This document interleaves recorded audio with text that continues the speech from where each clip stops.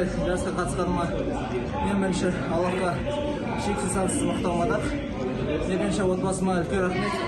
Әрдайым қолдап, әрдайым жәрдем беріп, осы күнге үшін қолда келе жатыр. Және де менің жеке бапкерім Узахмон Парманжан осындай жетістіктерге жеткізіп мені осы жолға тәрбиелеген, әрдайым алға жүруге.